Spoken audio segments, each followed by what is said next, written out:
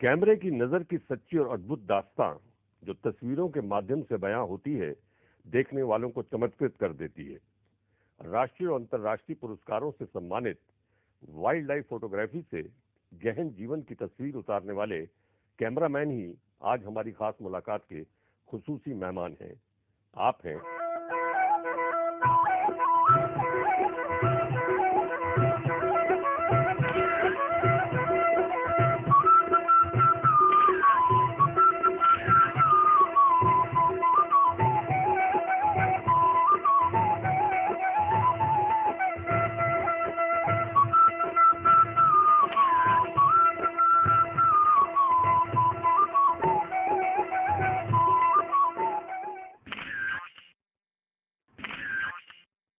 जी हाँ, हमारे कार्यक्रम खास मुलाकात के आज के खुसूसी मेहमान हैं मशहूर और मारूफ वाइल्ड लाइफ फोटोग्राफर और कैमरामैन राजेश बेदी।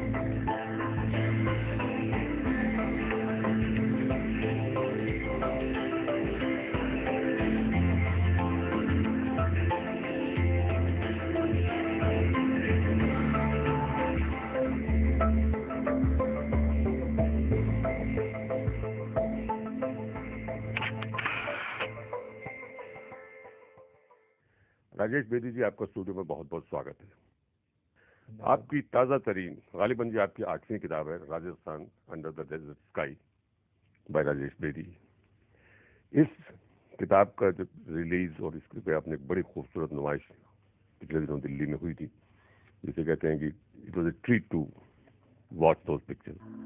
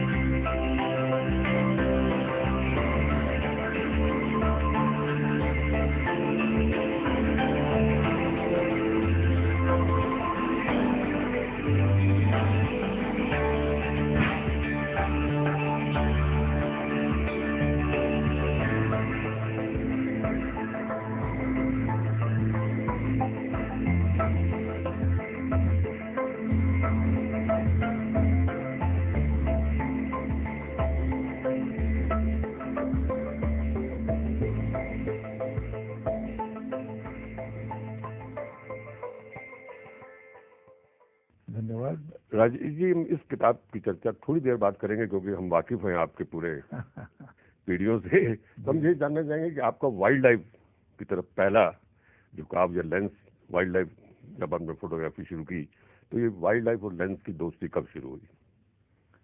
देखिए, जहाँ पे दोस्ती की बात करते हैं तो मैं कहूँ कि कोई 50 साल पुरानी बात रही। 50 से भी थोड़ा, मैं कहूँगा 50 प्लस की बात करें। और मेरे फादर को बहुत शौक था वाइल्ड लाइफ का, और हम दोनों बच्चों को, मैं और मेरे से बड़े जो नरेश जी, हाँ नरेश जी, हम दोनों को, मैं तब रहा हूँ शायद 8 साल का, नरेश जी होंगे 10 साल के। तो उस जमाने में, जब तक उस समय में लोगों को वाइल्ड लाइफ कंजर्वेशन की बात जो थी इतनी चर्चा में नहीं थी। हरिद्वार के आसपास के जंगल, जिम कॉर्बेट, तो पिताजी ने जो एक बचपन से जब हमने होश संभाली और जो इंटरेक्शन जानवरों के साथ हमारा हुआ, तो जर्नी तो छोटेपन से शुरू हुई। राजेश जी, आपने बताया कि 50 साल पहले इसकी शुरुआत हुई, जब आप छोटे थे और आप पिताजी के साथ और भाई साहब के साथ जंगलों में जाते थे। 50 साल का अरसा एक आधी क्षति होती, शताब्दी आपने जी जंगलों में और जानवरों के साथ। फिर आप एक बड़ा चर्चित नाम बन जाते हैं, बेदी ब्रदर्स।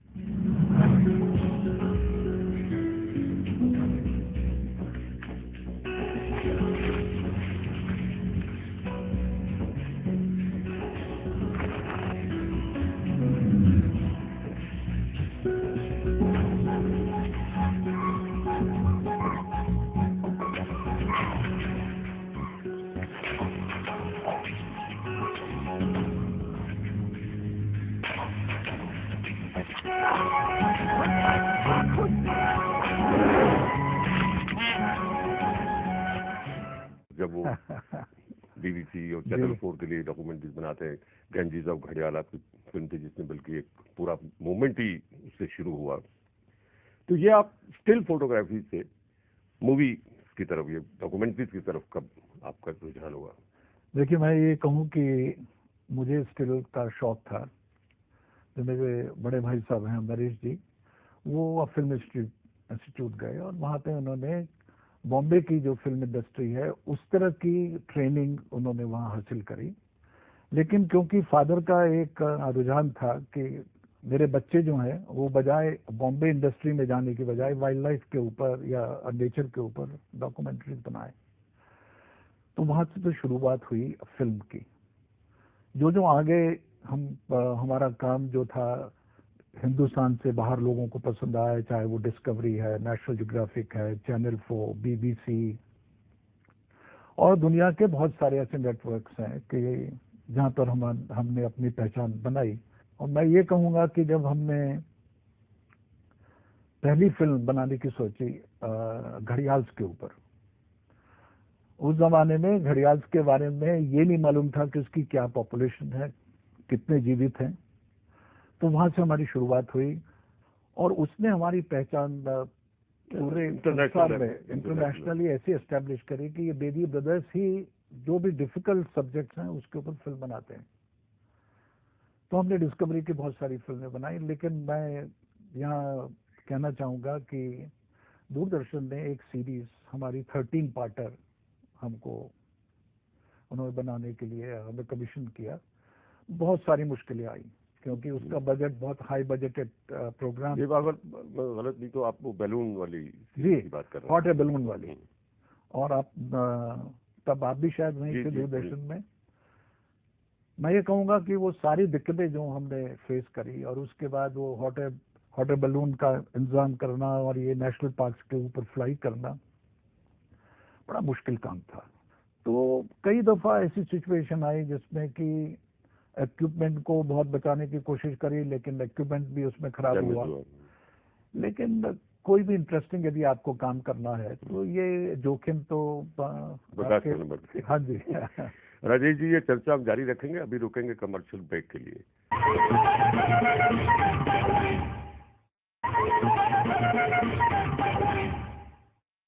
ब्रेक में जाने से पहले आपने जिक्र किया कि जब ये हॉट एयर बैलून वाली आपकी सीरीज बहुत कामयाब हुई और आप जहाँ भी जाते थे लोग आपको पहचानते थे, आपने खास कर एक नाम लिया लद्दाख का। आपने लद्दाख पे 2 पार्ट की एक आपकी डॉक्यूमेंट्री थी जी जी, जो बहुत ही उनको देखते हुए आदमी के रोंगटे खड़े हो जाते हैं। वो क्या एक्सपीरियंस था आपका? उसमें ऐसे बहुत सारे हमने सीक्वेंसेस शूट किए हैं जो कि इससे पहले आज तक नेचुरल हिस्ट्री वर्ल्ड में नहीं शूट की, जिसमें एक लद्दाखी या मैं कहूँगा कि पहाड़ी वाइल्ड डॉग, उसका एक सीक्वेंस है, किस तरीके से वो शिकार कर रहा है। जहाँ तक एक आमतौर पे एक चर्चा है कि कुत्ते जो हैं, जंगली कुत्ते जो पहाड़ में लद्दाख में होते हैं, वो अपने जानवर को भगाते हैं और पहाड़ से कुदा देते हैं नीचे, और वो जैसे नीचे गिरता है वो मर जाता है और वो उनको खा लेते हैं। लेकिन जो मैंने सीक्वेंस शूट किया उसमें उसने गर्दन पकड़ रखी जैसे शेर या ये जो कैट फैमिली के हैं। ऐसी एक फिल्म है राजहंस के ऊपर। ये दोनों फिल्में को बनाने में 5 साल लगे। अब हम आते हैं आपकी इस किताब पे। ये किताब में भी आपने हॉट बैलूनिंग वाला जो है वो इस्तेमाल किया है। तो क्या ये, पहले तो ये कहेंगे कि ये जो कॉफी टेबल बुक है ये बहुत एक्सपेंसिव है। जब हमने आपकी एग्जीबिशन देखी तो वहाँ भी हमने इतने लार्ज फ्रेम फोटोग्राफ्स देखे आपके। एक तरफ हम चाहते हैं कि, मैं मालूम है कि कॉफी टेबल बुक्स राजस्थान में बहुत आई हैं, हम आप इससे जानना चाहेंगे कि आपकी किताब जो पहले किताबें राजस्थान पे आई हैं उससे किस तरह अलग है। एक तो ये दिमाग में आया कि जो अनसीन साइड ऑफ राजस्थान है, जो लोगों ने नहीं देखी, चाहे वो हिंदुस्तानी लोग हैं चाहे बाहर के लोग हैं, तो वो ऐसे एरिया आइडेंटिफाई करे गए।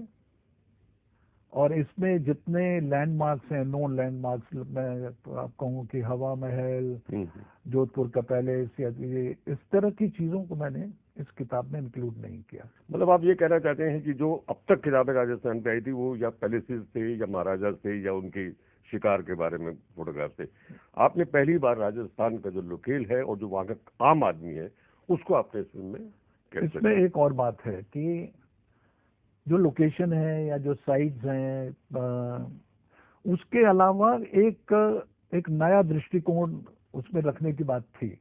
तो वहाँ हॉट एयर बैलून और काइट फोटोग्राफी, तो काइट फोटोग्राफी की बात करते हैं तो मैं इसको संक्षिप्त में आपको बता दूं कि एक बहुत बड़ी काइट होती है, उसमें आप अपना कैमरा उसमें हैंग कर देते हैं और उसको रिमोट कंट्रोल से जो कैमरा देख रहा है वो आप उसका जो एक्चुअल फ्रेम ग्राउंड पे कंपोज कर सकते हैं और नीचे से फायर कर सकते हैं। लेकिन उसमें लिमिटेशंस बहुत हैं। उतनी लिमिटेशन हॉट एयर बैलून में भी कि आपने ये निर्धारित किया कि ये चीज की फोटो लेनी है, हॉट एयर बैलून में आप बैठे, हवा थोड़ी सी, हवा का रुख किसी और तरफ है, आप वहां से अपना टारगेट मिस कर गए। तो ये सारे चीजों को देखते हुए इस किताब की फोटोग्राफी में मोटे तौर पे 5 साल लगे। इसमें कुछ फोटोग्राफ्स ऐसे हैं जो कि मैंने कोई 32 साल पहले खींचे थे। तो जो एक नया दृष्टिकोण था वो जब आप स्काई में जाते हैं और वहां से नीचे देखते हैं, वो एक दृष्टिकोण लोगों को बहुत, मुझे ऐसा लगता है बहुत अच्छा लगा। लेकिन एक ये भी आपको एज ए फोटोग्राफर ये सोचना है कि हर चीज एरियल यदि पॉइंट ऑफ व्यू से आप किताब में देखते हैं तो थोड़े टाइम में वो अब बोरिंग होने लगती है।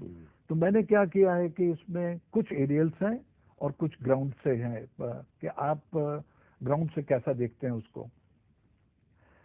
इसमें जैसे शेपर्ड्स हैं, क्योंकि सारी इकोनॉमी राजस्थान की जो है वो ऊंट और भेड़ के ऊपर उसका बेस है, और यह आपका टूरिज्म।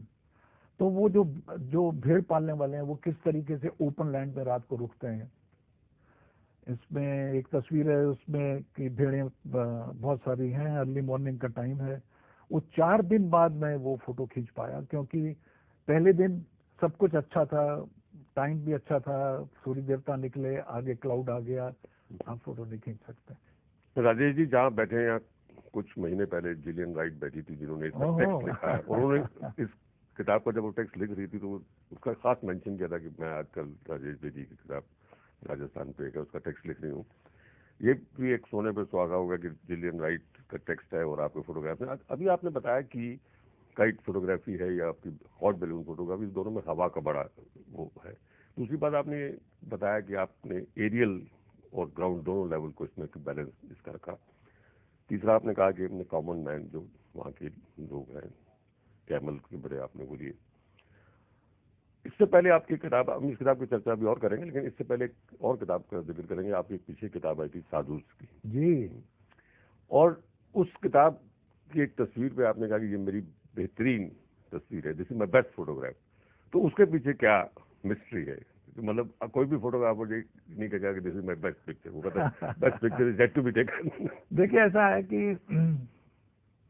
ये साधु की किताब की आप बात कर रहे हैं, जब मैं शायद 18 साल का होऊंगा तब मैंने पहला कुंभ, मेरे पास कैमरा था, बड़ी गिनी चुनी फिल्में थी, मेरे फादर के रिसोर्सेज बड़े लिमिटेड थे, उन्होंने कहा बेटा तुमको जाना जरूर जाओ, तो बाजार से कुछ फिल्में खरीद के उन्होंने मुझे दी और वो कुंभ मैंने अटेम्प्ट किया। उसके बाद मैंने 4 महाकुंभ और खींचे, और ये सोच के कि जो विदेशी आता है हिंदुस्तान में और खासकर कुंभ में शामिल होने के लिए, वो एक अच्छी इमेज नहीं लेके जाता साधु के बारे में। तो दिमाग में ये ठान लिया कि एक किताब मैं ऐसी करूं जो कि एक भारतीय होने के कारण, एक भारतीय जो पॉइंट ऑफ व्यू है कि उसकी सच्चाई क्या है, साधु क्या चीज है, तो वो लोगों को समझाने के लिए, और जो एक उनके अद्भुत जो क्रियाएं हैं, क्योंकि मैं भारतीय हूं, तो मेरे लिए उनको अप्रोच करना बहुत आसान रहा। और मेरी शुरू में जो शिक्षा हुई 3-4 क्लास, वो हरिद्वार में हुई, गुरुकुल कांगड़ी में। तो इन सब चीजों का किसी भी, मैं साधु सन्यासी के पास गया और मैंने अप्रोच किया, तो उन्होंने पहले कहा तुम कहाँ से आए हो, तो मैंने कहा साहब मैं स्वामी जी हरिद्वार से आया हूँ। क्या करते रहे वहाँ हरिद्वार में, क्या हुआ, तो मैंने बताया मैं कुछ क्लास पढ़ा, फिर दिल्ली चला गया। तो वो बैकग्राउंड ने बड़ी हेल्प करी। वक्रतुंड महाकाय सूर्यकोटि समप्रभा निर्विघ्नं कुरु मे देव सर्वकार्येषु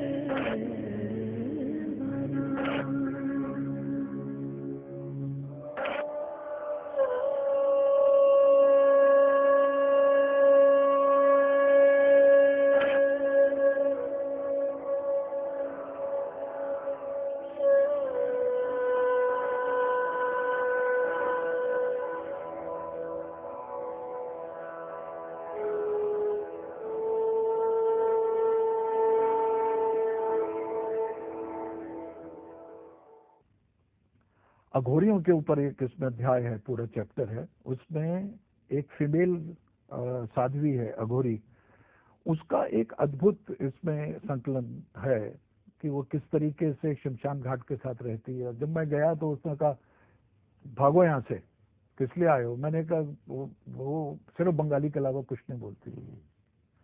तो मैंने कहा ये तो बड़ा मुश्किल काम है। मेरे साथ एक आदमी वहीं का था, कलकत्ता का, तो थोड़ा सा इंटरेक्शन शुरू हुआ। मैंने कहा तुम हमारी अम्मा, हम तुम्हारा राजू।